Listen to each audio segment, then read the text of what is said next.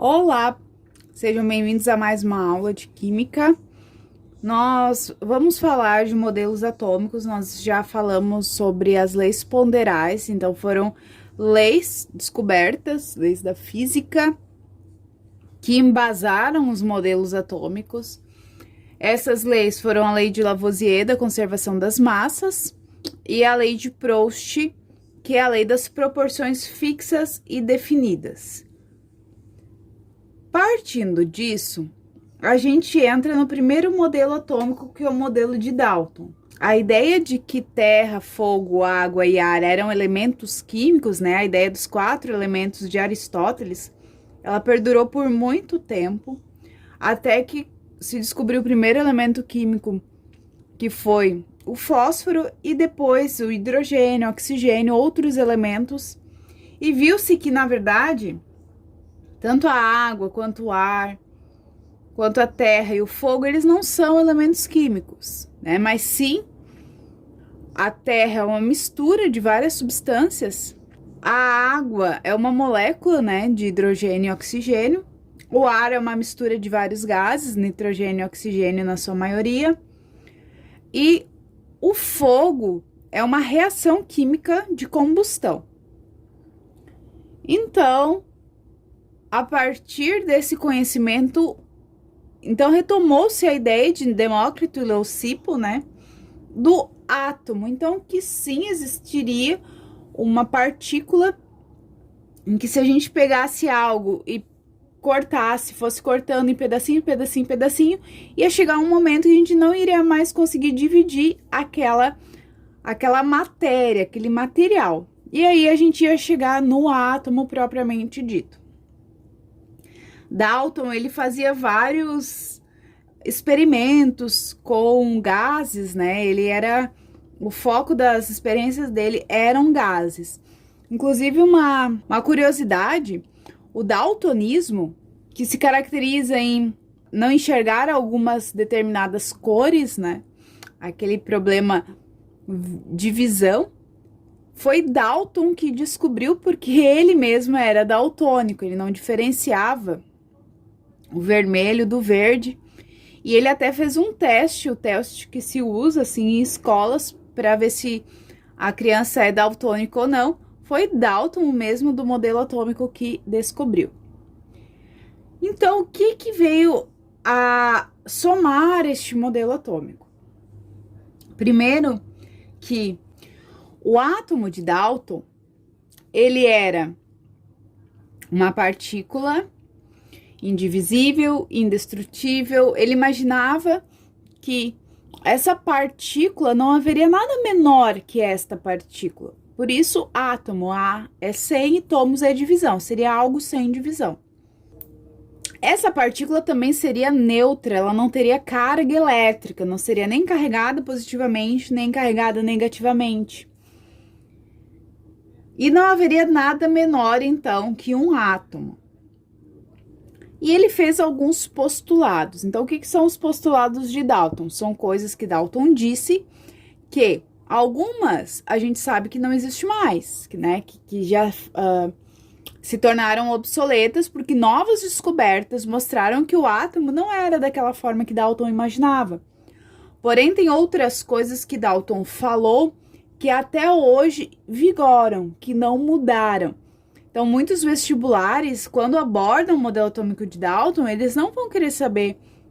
eles não vão te perguntar assim, o modelo atômico de Dalton é análogo a uma bola de bilhar, é maciço, é homogêneo, é indestrutível. Não, porque basicamente isso todo mundo sabe. Todo mundo já viu que para Dalton o átomo era maciço, homogêneo, indivisível e indestrutível, semelhante a uma bola de bilhar. Então, o vestibular, ele basicamente não cobra isso. Ele vai cobrar o quê?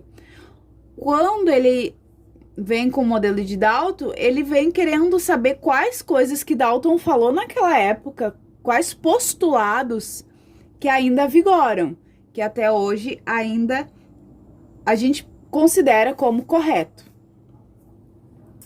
Então, aqui, a matéria, esses são os postulados dele, tá?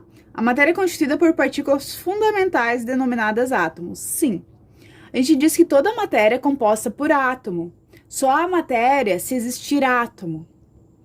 Assim como só há vida se existir célula. Porém, analogamente, dentro de uma célula não existem várias outras coisas? Existem coisas menores. O átomo, hoje em dia, a gente sabe que existem partículas menores que um átomo. Só que, para existir matéria, né, algo físico, a gente precisa sim de átomos. Então, o átomo ele continua sendo a menor parte da matéria. Os átomos são preservados durante as transformações químicas. Isso aqui, gente, ele se baseou na lei de Lavoisier, de que a matéria, durante uma reação, ela se conserva. Então, sim, os átomos, durante as transformações químicas, eles são preservados. Se eu tenho um átomo de hidrogênio antes da reação, depois da reação, este átomo de hidrogênio ele tem que estar da mesma forma. Aqui eu só quero deixar um parênteses, que a gente vai ver mais pra frente, lá no final da segunda série do ensino médio, segundo ano, que são as questões da radioatividade. Então, átomos radioativos, eles se rompem e se transformam em outros, mas isso a gente vai ver mais pra frente. Por enquanto, a gente tem que manter a consciência que nas reações, os átomos, eles são preservados sim. Depois, quando são idênticos, constituem o mesmo elemento químico. Aqui a gente tem já um erro. Por quê? Você já ouviu falar do carbono 14, que é o átomo que ele fica na matéria orgânica após a morte, né, e decomposição. Então, a gente pega um fóssil e a gente vê qual a quantidade de carbono 14 tem naquele material. E a gente consegue datar, a gente consegue ver a idade daquele material pela quantidade de carbono 14. Isso também mais pra frente a gente vai ver certinho, tá? Quando a gente estudar mais a fundo o carbono. Então, existem dois carbonos, o carbono 12 e o carbono 14. O que diferencia eles? A sua massa. Um tem apenas 6 nêutrons, então somando 6 prótons mais 6 nêutrons dá a massa 12. E eu tenho aquele que tem 6 prótons, né? Porque para ser carbono tem que ter 6 prótons, 8 nêutrons, que é o carbono 14. Que nem todos os átomos, eles são idênticos, apesar de serem do mesmo elemento químico. Então, o mesmo elemento químico, tá? O carbono 12, ele é bem diferente do carbono 14. Eles têm propriedades físicas, densidade, temperatura de fusão, temperatura de ebulição, todas aquelas propriedades que a gente viu, são diferentes porque são substâncias diferentes, apesar de ser os dois carbono. Depois, os compostos químicos são formados de átomos unidos em proporções numéricas simples. O que significa isso? Por exemplo, H2O. Eu tenho 2 átomos de hidrogênio para 1 de oxigênio. Isso é uma proporção numérica simples. H2SO4. Então, nesta molécula eu tenho 2 átomos de hidrogênio para 1 átomo de enxofre e 4 átomos de oxigênio. Depois, a massa de um composto é a soma das massas dos seus elementos. Se a gente pegar uma laranja e colocar numa balança, ela vai dar um peso. Se a gente colocar uma laranja e uma maçã nessa balança, ela vai dar a soma do peso da laranja junto com a soma do peso da maçã.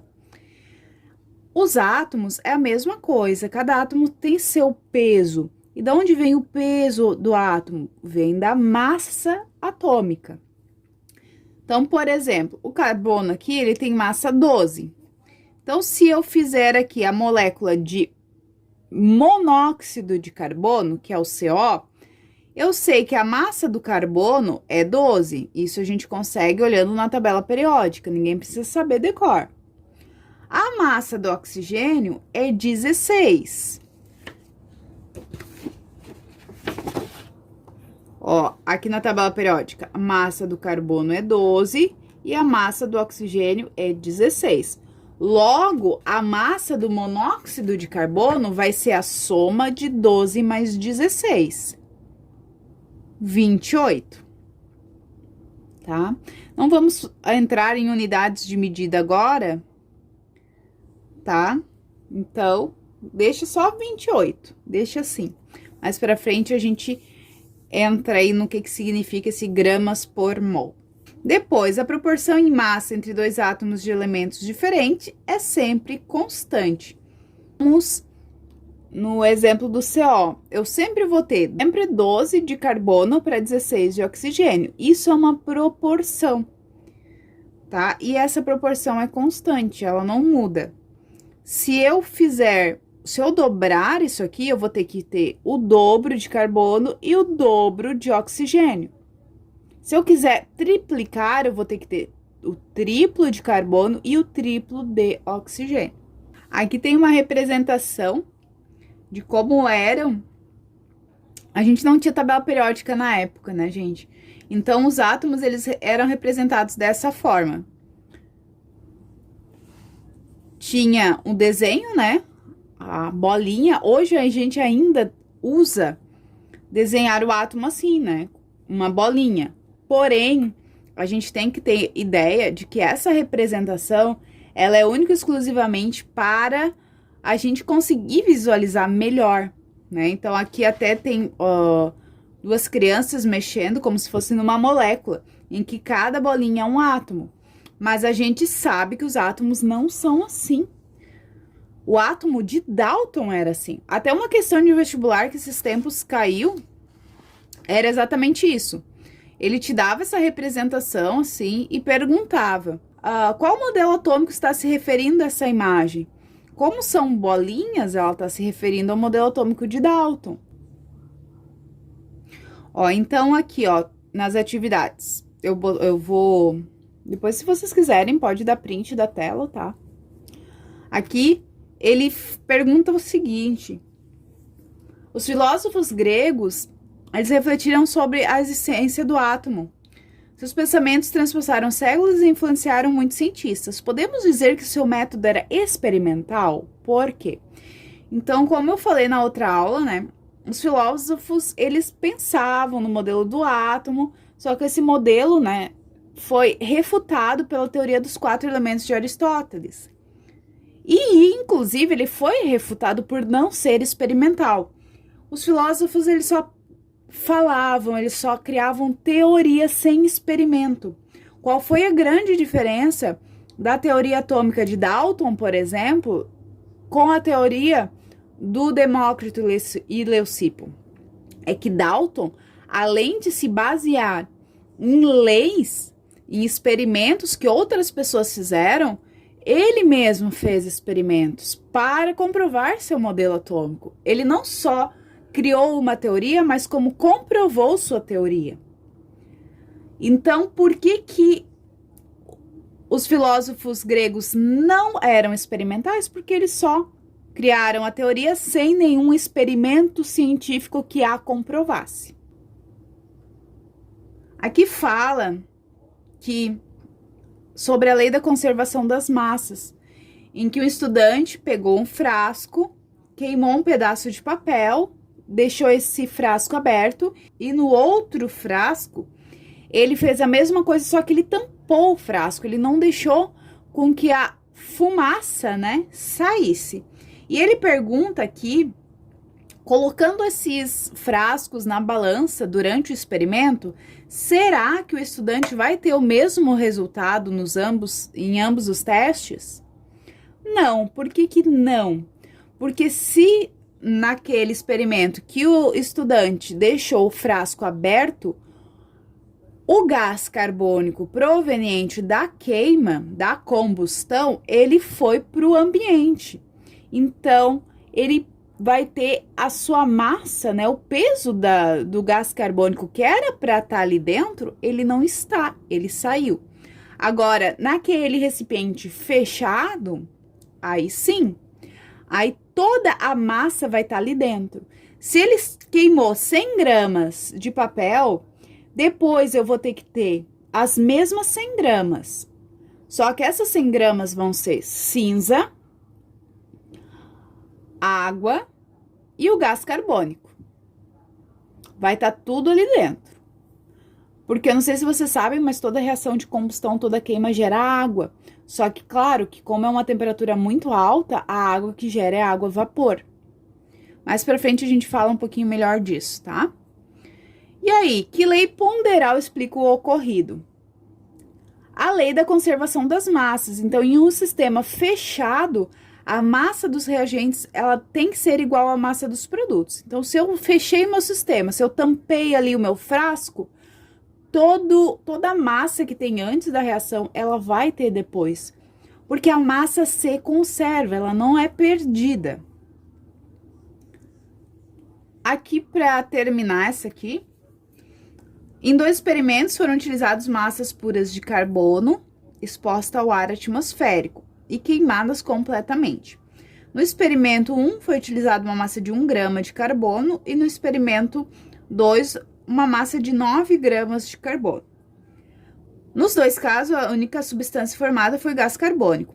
As massas obtidas nos experimentos 1 e 2 foram, respectivamente, 3,66 e 32,94. Demonstre que a lei de Proust é obedecida nos 2 casos. O que é a lei de Proust? É a lei das proporções fixas e definidas. Então, se no experimento 1 foi usado 1 grama de carbono e foi obtido uma massa de 3,66 gramas, no experimento 2, sendo usado 9 gramas, quanto que deveria ser formado aqui de massa? Então, se a gente fizer esse cálculo e o resultado aqui der exatamente 32,94, significa que as proporções elas foram estabelecidas. Isso aqui vocês viram no 9º ano, proporção, lá na matemática, né? 1 grama forma 3,66 gramas, né? 1 grama de carbono formou 3,66 gramas de gás carbônico. 9 gramas de carbono necessariamente tem que ser proporcional. Então, quanto tem que formar aqui? A gente fazendo essa regra de 3, então 9 vezes 3,66 dividido por 1, né? Regra de 3 normal. Inclusive, se você não lembra de regra de 3 do 9º ano, é bom já dar uma olhada, porque a gente usa muito a regra de 3 na química. O resultado aqui, gente, vai ser exatamente 32,94 gramas. Bom, deu certinho a massa que foi formada, né, no 2º experimento. Então, a gente pode dizer que sim, este experimento foi correto. Ele obedeceu a lei de Proust. A lei, gente, tanto a de Lavoisier quanto a de Proust, ela existe de qualquer forma. Se você fizer um experimento e não der certo, é porque você fez errado, porque lei é lei, igual a lei da gravidade, não tem o que fazer, tá? Não tem como não existir gravidade. São leis da física, né? No caso aqui, leis da fisicoquímica. Espero que tenha clareado um pouquinho. Um beijo, qualquer dúvida deixem aí nos comentários. Até a próxima!